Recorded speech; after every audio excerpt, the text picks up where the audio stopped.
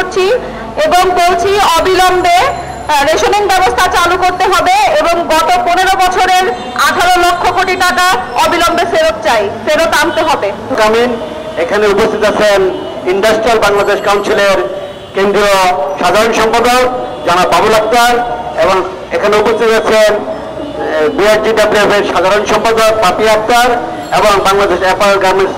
ফেডারেশনের সাধারণ সম্পাদক তাহমিনা রহমান সহ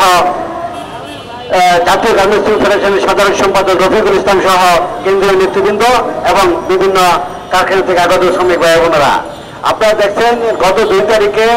এই অন্তর্বর্তী সরকার যে বাজেট ঘোষণা করছে, এই বাজেটে আমাদের শ্রমিকদের জন্য আমরা দীর্ঘ 20 বছর ধরে বলে আসতেছি রেশনিং এর ব্যবস্থা করার জন্য, অথচ এই সরকারের আমলে আমরা রেশনিং এর কোনো ব্যবস্থা পাই নাই এবং আমরা দীর্ঘদিন ধরে বলতেছি এই গার্মেন্টস সেক্টর শ্রমিকরা বাংলাদেশের চালিকা শক্তি, অথচ তাদের জন্য আবাসনের ব্যবস্থা নাই কে। এবং আপনারা দেখছেন যে শ্রমিকদের যে কল্যাণ ভাণ্ডের টাকা সেখানেও সরকার কর বসাইছে,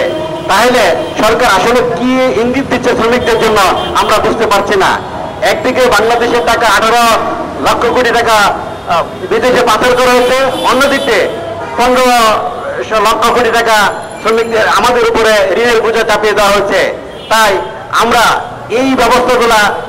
পূরণ করার জন্য সরকারের কাছে অনুরোধ করছি, অন্যথায় আমরা জাতীয় গার্মেন্টস শ্রমিক ফেডারেশন সহ অন্যান্য সংগঠন সহ একসাথে ঈদের পরে বৃহত্তর আন্দোলন